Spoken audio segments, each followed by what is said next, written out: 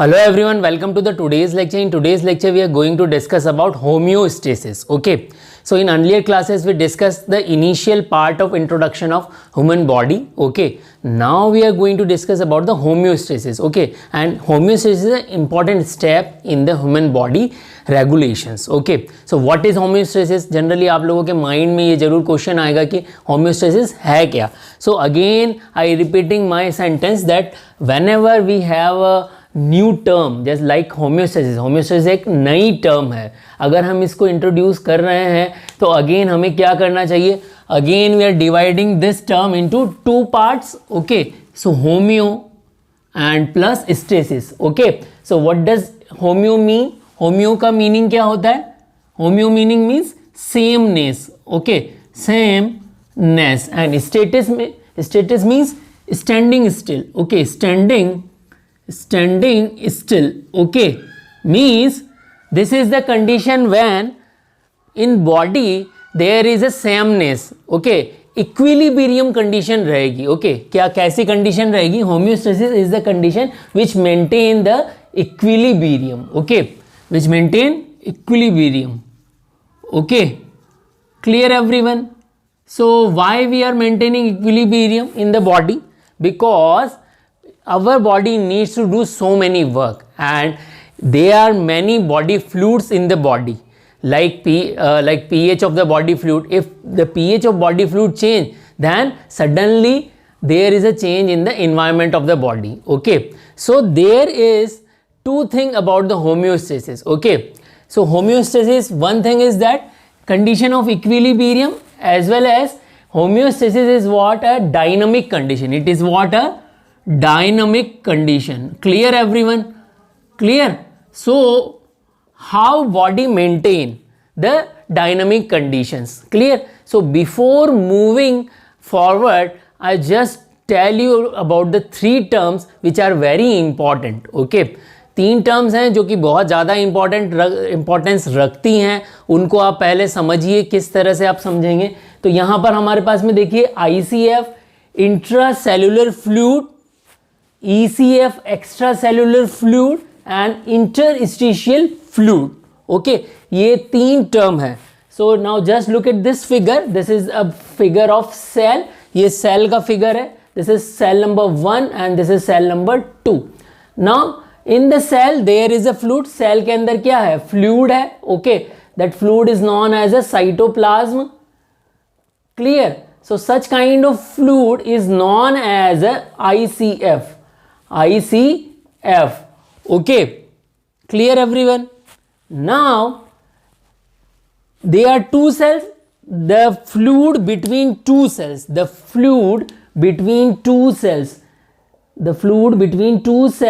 known as an interstitial fluid. The fluid between two cells is known as an interstitial fluid, and the fluid outside from the cell and in other body parts is known as extracellular fluid. Okay, extracellular fluid. Suppose this is a blood vessel. ये क्या है हमारी blood vessels. और blood vessels के अंदर क्या है हमारे पास में blood है. Okay, so that blood is, and in blood we have a what? Blood plasma. Okay, so blood plasma is basically a ECF. blood plasma क्या हो गया. ECF हो गया. Okay, तो यहाँ आपको तीनों टर्मिनोलॉजी समझ में आएगी क्योंकि पूरी जो ह्यूमन एनाटॉमी है, ह्यूमन एनाटॉमी फिजियोलॉजी, वहाँ पर ये तीन वर्ड आपको बहुत काम आएंगे. ICF, ECF and interstitial fluid. तो ये आप लोगों को आना भी चाहिए और इसी पर MCQ बनता है जब आप कॉम्पिटिटिव एग्जामिनेशन देते हैं. विच of the following sentence is true about ECF, ICF और इंटरस्टिशियल फ्लूइड. तो बच्चे जनरली इनकी डेफिनेशन में ही गलती करते हैं, इसीलिए मैंने आप लोगों को ये चीज़ समझाई है. ओके, नाउ जैसा कि मैंने आप लोगों से कहा कि बॉडी में ये डायनामिक कंडीशन है. ओके, सो होम्योस्टेसिस जो है डायनामिक कंडीशन है. कैसे?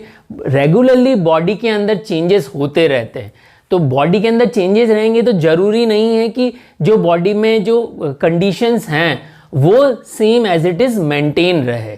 ओके, सो कौन कौन सी ऐसी चीज़ें हैं जो कि होम्योस्टेसिस को चेंज कर सकती है, डिस्टर्ब कर सकती है. There is a disturbance in the homeostasis. So there is a regular disturbance in homeostasis. Body में ऐसा नहीं कि एक कंडीशन हमेशा की हमेशा वैसे की वैसे ही रहेगी. There are changes. So now moving on control of homeostasis. Moving on control of homeostasis. Okay, so just look on the control of homeostasis. Okay, so पहले आप ये समझिए कि कौन कौन सी ऐसी चीज़ें हैं जो कि होम्योस्टेसिस को चेंज कर देंगी. So they are various factor like internal factor as well as external factor. Okay, so just look on the factors. कौन कौन से फैक्टर हैं जो कि होम्योस्टेसिस को चेंज कर सकते हैं. ओके, सो इंटरनल फैक्टर और we can say internal environmental factor. Okay, and external factor, external you can say environmental factor. Okay, clear everyone. So internal environment की बात करते हैं हम और एक्सटर्नल एनवायरनमेंट की बात करते हैं. तो सबसे पहले देखिए कि बॉडी के बाहर ऐसी क्या क्या चीज़ें हैं जो कि फिजिकली ह्यूमन बॉडी को चेंज कर. So just look on the external environment factor. External environment factor कौन कौन से हो सकते हैं? Like high amount of heat, okay, as well as coolness जो हो हाई हो. ओके, और हीट भी एक्सट्रीम टेम्परेचर हो. जैसे कि आप किसी बहुत ऐसी जगह चले गए जहाँ पर एक्सट्रीम टेम्परेचर है, तो एक्सट्रीम टेम्परेचर की वजह से क्या हो जाएगा, बॉडी में जो है वाटर की कमी हो जाएगी. क्लियर. तो जो एक्सट्रीम टेम्परेचर, एक्सट्रीम कंडीशंस हो गई, वो बॉडी के होम्योस्टेसिस को चेंज कर देती हैं. सिमिलरली इंटरनल फैक्टर्स कैसे हो सकते हैं? जैसे कि इंटरनल फैक्टर में आप ब्लड ग्लूकोज लेवल ले सकते हैं. ब्लड ग्लूकोज लेवल और ब्लड ग्लूकोज लेवल अगर आप देखते हैं तो ब्लड ग्लूकोज लेवल क्या होता है? जनरली 70 to 100 मिलीग्राम पर डेसीलीटर होता है. ओके, सो ग्लूकोज कंडीशन, अगर सपोज करिए कि आप क्लास में बैठे हैं या कभी कभी आपको एट द मॉर्निंग आपने शाम को ही फूड नहीं लिया और मॉर्निंग में भी आपने फूड नहीं लिया, ब्रेकफास्ट नहीं लिया, तो उस टाइम कौन सी कंडीशन होगी? आपका बॉडी का ग्लूकोज लेवल बिल्कुल डाउन हो जाएगा. ओके, बट आप फिर भी अगर आप फूड नहीं लेते हैं, उस कंडीशन के बावजूद भी थोड़ी देर आपको भूख लगती है और उसके बाद में सब कुछ सेटल हो जाता है. वो सब कुछ सेटल होना क्या है? ओके, वो सब कुछ सेटल होना ही क्या है? होम्योस्टेसिस. मतलब कि बॉडी में इंटरनली जो भी ग्लूकोज का स्टोरेज है ग्लाइकोजन की फॉर्म में, वो कन्वर्ट होकर ग्लूकोज में चेंज हो जाता है और हमें क्या मिल जाता है? ग्लूकोज मिल जाता है. मीन्स बॉडी इंटरनली जो भी चेंजेस हुए हैं उनको ऑटोमेटिकली क्या कर देंगी? वापस इसी इक्विलिब्रियम में ले आएंगी. So these are the two factor. Internal factors change होंगे, एक्सटर्नल फैक्टर चेंज होंगे. उनकी वजह से क्या हो सकता है? They are homeostasis disruption. Okay, but some time there are extreme condition. कुछ टाइम ऐसा होता है कि जब बहुत ही एक्सट्रीम कंडीशन होती है, वहाँ पर होम्योस्टेसिस भी अपना वर्क, जरूरी नहीं है कि वो पूरा कंप्लीट हो पाए. ओके, होम्योस्टेसिस वहाँ पर ला पाए. जैसे कि कभी कभी कुछ कंडीशंस होती हैं लाइक आप जानते हैं कार्डियोवास्कुलर के पेशेंट होते हैं, ब्लड प्रेशर बढ़ रहा है या फिर कुछ और अरिदमिया हो रहा है, तो इस केस में बॉडी अपने आप में ब्लड प्रेशर लो करने की, अगर बढ़ रहा है तो उसको ऑटोमेटिकली नॉर्मल करने की कोशिश करेगी. बट कुछ केसेस में क्या होगा? वो नॉर्मल नहीं आएगा. तो बॉडी अपनी तरफ से पूरी कोशिश करेगी, बट जब वो अपनी वापस नॉर्मल कंडीशन में नहीं आएगा, in that case we require drugs. Okay, so homeostasis का जो कंट्रोल है वो किसकी मदद से होगा? यहाँ दो सिस्टम मेनली वर्क करते हैं. They are two system which help in the control of homeostasis. These two system are endocrine system, okay, and as well as nervous system. ये दो सिस्टम तो होते ही हैं, इसके साथ में कुछ और बॉडी के सिस्टम भी मदद करते हैं, but these two system are involve too much. Okay, so nervous system information convey करेगा ब्रेन तक. ओके, एंड देन एंडोक्राइन सिस्टम, इट रिलीजेस सम केमिकल. दीज केमिकल आर नॉन एज अ हार्मोन. उनको हम क्या कहते हैं? हार्मोन. और वो हार्मोन फर्दर कंट्रोल करेंगे। तो अब ये जो कंट्रोल होम्योस्टेसिस को वापस अपनी जगह लाने की जो मैकेनिज्म है उसको हम क्या बोलते हैं? That mechanism is known as a feedback system.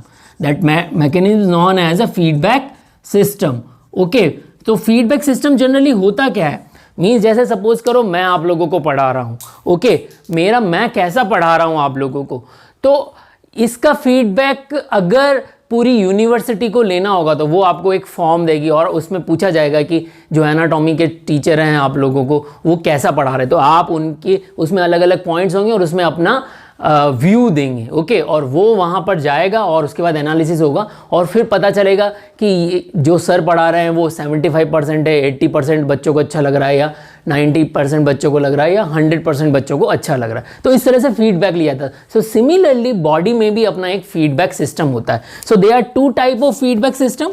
Okay, the first one is negative feedback system and another one is positive feedback system. Okay, दो सिस्टम हो गए, negative feedback system and positive feedback system. And so इन दोनों system को हम समझेंगे अभी।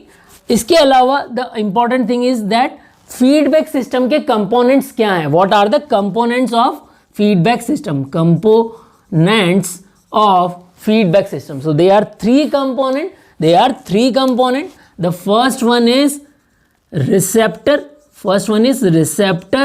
second one is control center, okay, and the third one is effector organ, okay। तो इसको एक जनरल में आपको समझाता हूं, एक जनरल फीडबैक, और उसके बाद हम नेगेटिव फीडबैक और पॉजिटिव फीडबैक जो है वो भी समझेंगे। ओके, सो 3 कंपोनेंट्स मैंने बताया आप लोगों को। First one is receptor, second one is control centre and third effector. Okay, so इसको आप याद कर सकते हो किस तरह से? RCE। ओके, सो इसको लर्न करने की जो ट्रिक हो गई वो क्या हो गई? RCE। ओके, सो RCE की फुल फॉर्म ऐसे भी लर्न कर सकते हो, Rajasthan controller of examinations. So R for receptor, C for control centre and E for effector organ. So one by one हम इन तीनों कंपोनेंट्स को समझेंगे, तीनों कंपोनेंट क्या हैं। ओके, और तीनों कंपोनेंट को समझने के बाद आपको नेगेटिव फीडबैक सिस्टम और पॉजिटिव फीडबैक सिस्टम बहुत ही आसानी से समझ में आ जाएगा। ओके, सो सबसे पहले समझिए what is receptor. So receptor के लिए मैं आप लोगों को बताऊंगा कि रिसेप्टर क्या है। तो इसको आम भाषा में हम क्या कह सकते हैं, जैसे हमारी हिंदुस्तान की बॉर्डर है। ओके, सो कुछ बॉर्डर पाकिस्तान से सटी हुई, कुछ चाइना से सटी हुई, कुछ नेपाल से सटी हुई है। ओके, तो हमारी इंडियन आर्मी क्या करती है, वहाँ पर एक विजिलेंट की तरह रहती है और उनके पास में इंफॉर्मेशन आती है, और जैसे ही उनके पास में इंफॉर्मेशन आती है वो अपनी इंफॉर्मेशन अपने हायर सेंटर्स को देते हैं। Okay, clear? तो आगे अपने चीफ्स को देते हैं। तो रिसेप्टर बेसिकली क्या है? इंफॉर्मेशन का कलेक्टिंग सेंटर। जैसे ही बॉडी में कोई चेंज होगा,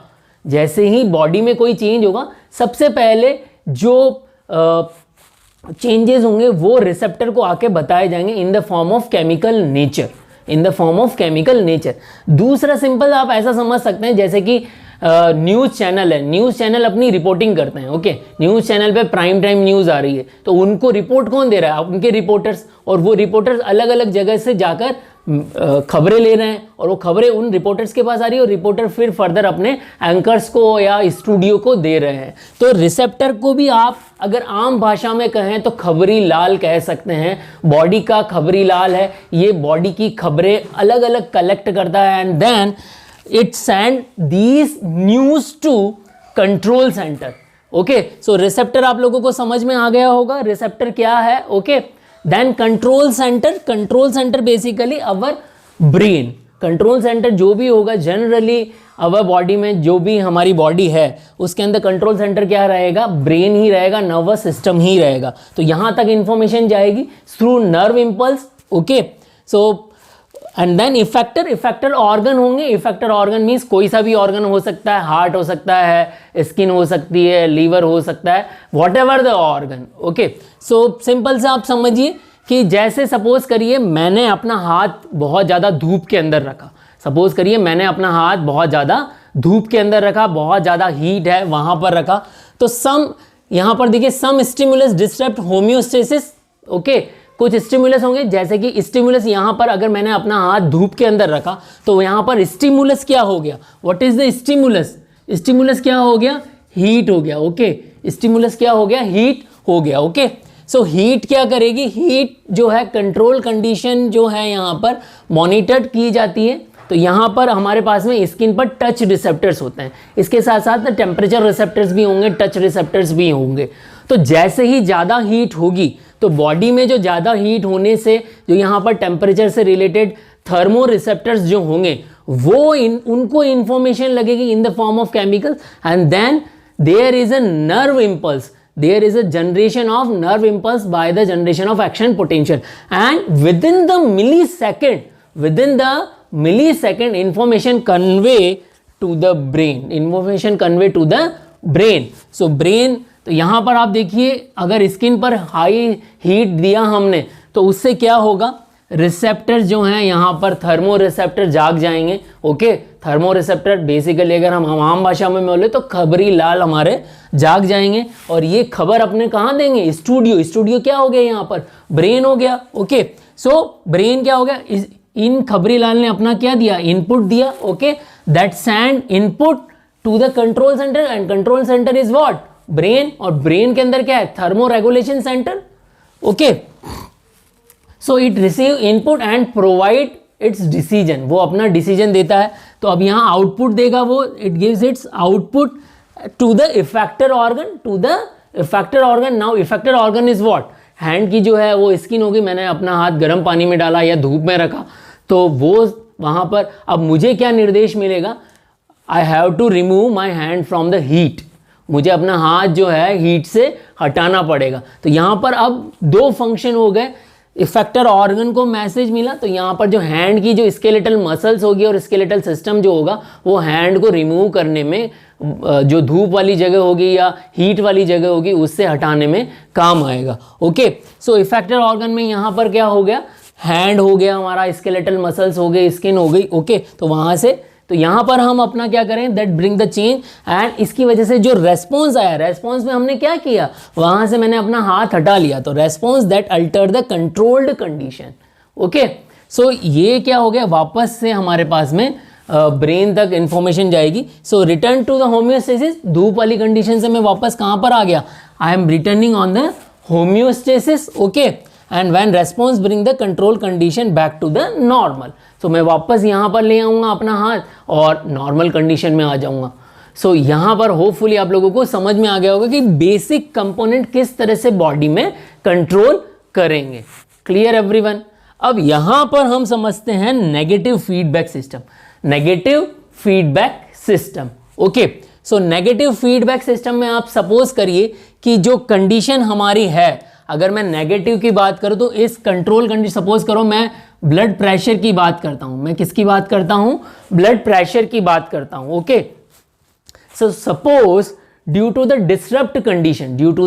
डिसरप्ट कंडीशन कोई भी स्टिमुलस हो सकते हैं, आपकी डाइट ऐसी हो सकती है, या फिर आप की पोस्चर चेंज हुआ हो, या आपने कोई ड्रग्स ली हो, जिन ड्रग्स की वजह से, जो आपकी ड्रग्स किसी ट्रीटमेंट में चल रही हैं और उनकी वजह से ब्लड प्रेशर हाई हो रहा, so there is a possibility कुछ स्टिमुलस हो सकते हैं। तो यहाँ पहले मैंने हीट लिखा था, अभी हम क्या लिख सकते हैं, दे आर सम ड्रग्स हो सकती हैं स्टिमुलस के तौर पर।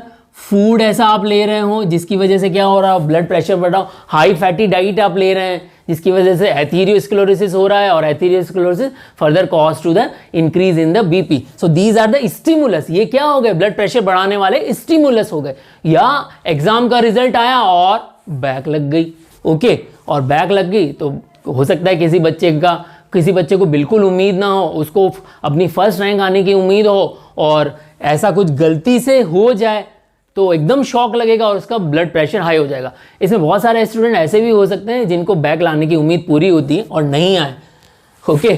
सो ड्रग्स एंड फूड ये क्या हो सकते हैं, स्टिमुलस हो सकते हैं। एंड देन कंट्रोल कंडीशन क्या होगी, बीपी क्या हो सकता है, there is a possibility of BP increase. BP क्या हो जाएगा, इंक्रीज हो जाएगा। एंड बीपी इंक्रीज हो जाएगा तो यहाँ पर जो हमारे हार्ट के अंदर कौन से रिसेप्टर होते हैं, ब्लड प्रेशर प्रेशर का जो प्रेशर को मेजर करने वाले प्रेशर रिसेप्टर होते हैं, basically these receptor are known as a baro receptor, these receptor are known as a baro receptor. Okay, और ये रिसेप्टर कहाँ होते हैं? आर्क ऑफ एवोर्टा पर होते हैं। कहाँ पर होते हैं? आर्क ऑफ एवोर्टा पर होते हैं। ओके, तो जैसे ही ब्लड प्रेशर बढ़ेगा, आर्क ऑफ एवोर्टा पे जो हमारे खबरीलाल हैं, मींस रिसेप्टर हैं, वो क्या करेंगे? अपनी इंफॉर्मेशन, उनको इंफॉर्मेशन मिल गई, बस उनका काम क्या है? अपनी इंफॉर्मेशन लेके सीधा स्टूडियो पहुंचना। स्टूडियो क्या है? ब्रेन है। ओके, सो कंट्रोल सेंटर में आएंगी। अब यहां पर क्या होगा? Brain releasing some chemical, some hormones are release. तो ब्रेन जो है यहां पर क्या करेगा? लाइक किडनी से कुछ हार्मोन रिलीज हो सकते हैं और ब्रेन से सम न्यूरोट्रांसमीटर रिलीज हो सकते हैं, like release of neurotransmitters. Neurotransmitter basically chemical ही हैं, ओके, बट ये ब्रेन से रिलीज होते हैं और ट्रांसपोर्ट नर्व इम्पल्स कंडक्शन में, मींस ट्रांसमिशन में जो है हेल्प करते हैं, इसीलिए इनको न्यूरोट्रांसमीटर भी हम कहते हैं। तो ब्रेन के अंदर न्यूरोट्रांसमीटर रिलीज होंगे and then they move to the effector organ. Now यहाँ पर इफेक्टर ऑर्गन क्या होगा? तो इफेक्टर ऑर्गन क्या होगा? हार्ट हो सकता है, ओके, क्योंकि ब्लड प्रेशर को कंट्रोल करना है, एंड देन ब्लड वेसल्स होंगी। ओके, तो फर्दर क्या होगा? यहाँ पर जो केमिकल्स रिलीज होंगे, वो केमिकल रिलीज होंगे, वो क्या करेंगे? ब्लड प्रेशर डिक्रीज करेंगे। नाउ रेस्पॉन्स क्या हो गया? ब्लड प्रेशर डिक्रीज हो गया, ultimately BP is going down, BP is going down. तो बीपी कितना डाउन हो रहा है? नॉर्मल कंडीशन पर आने जितना ब्लड डाउन हो रहा है, नॉर्मल कंडीशन पर आने जितना ब्लड प्रेशर डाउन हो रहा है। Okay, so return to the homeostasis. Again जो ब्लड प्रेशर हाई हुआ था वो कहां पर पहुंच रहा है? नॉर्मल लेवल पर पहुंच रहा है। So response bring to the control condition back to the normal.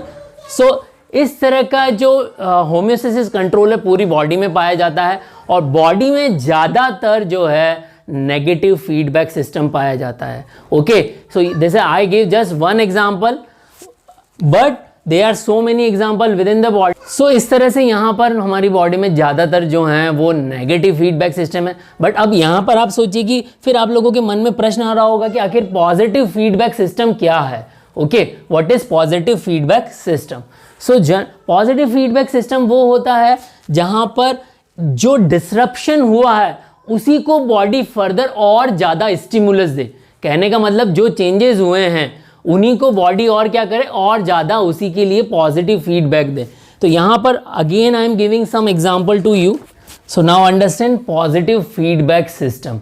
Okay, so positive feedback system का मैं एग्जांपल देता हूँ। जैसे कि प्रेगनेंसी कंडीशन के बाद में हम जो डिलीवरी होती है, बेबी की जो डिलीवरी होगी, वो कंडीशन जो है बॉडी के लिए बहुत ही सुटेबल एग्जाम्पल है पॉजिटिव फीडबैक सिस्टम का। So delivery of baby, okay, baby की जो डिलीवरी है वो प्रोसेस जो है वहाँ पर जो है पॉजिटिव फीडबैक सिस्टम होगा। कैसे होगा उसको मैं एक बेसिक फंडामेंटल से आप लोगों को समझाता हूँ। यहाँ पर क्या होगा? जब डिलीवरी होती है, इन दैट कंडीशन होती है, तो बॉडी में कौन कौन से ऑर्गन काम आएंगे? बेसिकली सर्विक्स हो गया as well as uterus. Okay, so cervix के अंदर क्या होंगे? कॉन्ट्रैक्शंस होंगे। सर्विक्स के अंदर क्या होंगे? कॉन्ट्रैक्शन होंगी। सर्विक्स की वाल के अंदर क्या होंगे? स्ट्रेचेस होंगे। एज वेल एज यूट्रस में जो हैं वो क्या होंगे? कॉन्ट्रैक्शंस होंगे। यूट्रस में क्या होंगे? कॉन्ट्रैक्शंस होंगे। ओके, सो स्टिमुलस यहाँ पर क्या होगा? लेबर पेन स्टार्ट हो जाएंगे। Okay, there is starting of a labour pain. Okay, labour pain start हो जाएंगे। लेबर पेन स्टार्ट होने के बाद तो लेबर पेन जो है वो क्या हो गया? स्टिमुलस हो गया। ओके, और अगर लेबर पेन स्टिमुलस हो गया तो यहाँ पर मदर को क्या आने लग जाएंगे? पेन आने लग जाएगा। मदर को क्या आने लग जाएंगे? पेन आने लग जाएंगे। तो उस कंडीशन में क्या होता है? जनरली हॉस्पिटल की तरफ मूव किया जाता है, या जो नियर बाई डेट हो उससे पहले ही हॉस्पिटल चला जाता है। तो वहाँ पर डॉक्टर इंतज़ार करते हैं कि लेबर पेन कब स्टार्ट हो रहे हैं। बट अगर किसी फीमेल के अंदर अगर लेबर पेन स्टार्ट नहीं होते हैं तो किसी में सिजेरियन किया जाता है, या किसी को कुछ ड्रग्स दी जाती हैं, या कुछ आयुर्वेदिक सप्लीमेंट्स भी होते हैं जो कि लेबर पेन स्टार्ट करवाते हैं। तो हम ये मान के चल रहे हैं कि लेबर पेन स्टार्ट हो चुके हैं। अब लेबर पेन स्टार्ट हो चुके हैं तो जो स्ट्रेच रिसेप्टर्स होंगे सर्विक्स के, तो यहाँ पर क्या होंगे? सर्विक्स जो है, सर्विक्स में जो स्ट्रेच रिसेप्टर हैं वो जो हैं यहाँ पर स्ट्रेच रिसेप्टर जो हैं बेसिकली वो उनके पास इंफॉर्मेशन पहुँच जाएगी। और देन तो यहाँ पर जो स्ट्रेच रिसेप्टर है वो क्या करेंगे, यूट्रस को क्या करेंगे, स्ट्रेच करेंगे बेसिकली। तो यहाँ पर आप देखिए क्या हो रहा है, कंट्रोल सेंटर अब ब्रेन तक इंफॉर्मेशन पहुंची है, बट ब्रेन तक क्या इंफॉर्मेशन पहुंच रही है कि यूट्रस को कॉन्ट्रैक्ट किया जा रहा है। जब यूट्रस को कॉन्ट्रैक्ट करेंगे तभी बेबी बाहर की तरफ मूव करेगा। Okay, so in that condition क्या होगा, ब्रेन को पता है कि this is the time of delivery, brain को पता है this is the time of delivery. So in that case control centre brain से मैसेज आएगा कि यूट्रस को और ज्यादा कॉन्ट्रैक्ट किया जाए। ओके, ब्रेन से क्या मैसेज आएगा, यहां पर ब्रेन जो है particularly it giving the message to the effector organ. So effector organ क्या है, uterus and cervix. Okay, so uterus contract होगा और जब आगे की तरफ जो वॉल है वो मीन्स क्या होगा, उसमें रिलैक्सेशन, यहाँ कॉन्ट्रैक्शन और आगे की तरफ रिलैक्सेशन, फिर फर्दर कॉन्ट्रैक्शन फिर रिलैक्सेशन। ओके, सो इस तरह से ऑक्सीटोसिन जो है यहाँ पर ज़्यादा रिलीज होगा। ऑक्सीटोसिन जो है बेसिकली कॉन्ट्रैक्ट करता है किसको, यूट्रस को कॉन्ट्रैक्ट करता है। ओके, एंड इफेक्टर ऑर्गन क्या हो गया, यूट्रस हो गया, गर्भाशय हो गया। Okay, clear. सो यहां पर क्या मिल रहा है, अब जो कंट्रोल सेंटर भी कह रहा है कि और ज्यादा कॉन्ट्रैक्ट हो। पहले हम ब्लड प्रेशर में नेगेटिव फीडबैक सिस्टम में क्या कर रहे थे, जो ब्लड प्रेशर बढ़ा था उसको कम कर रहे थे, बट यहां पर क्या किया जा रहा है, जैसा पहले स्टिमुलस मिला था उसी को और ज्यादा फोर्सफुली एक्ट किया जा रहा है, उसको और ज्यादा बढ़ाया जा रहा है। दैट्स वाई अब यहाँ पर अगर यूट्रस और ज़्यादा कॉन्ट्रैक्ट हुआ तो यहाँ पर क्या होगा, बेबी की डिलीवरी हो जाएगी। So in response that alter the condition, और वापस जो है यहाँ पर होम्योस्टेसिस वाली कंडीशन में हम नहीं आएंगे और बेबी की डिलीवरी हो जाएंगी। तो इस तरह के सिस्टम को क्या बोला जाता है, that system is known as a positive feedback system. That system is known as a positive feedback system.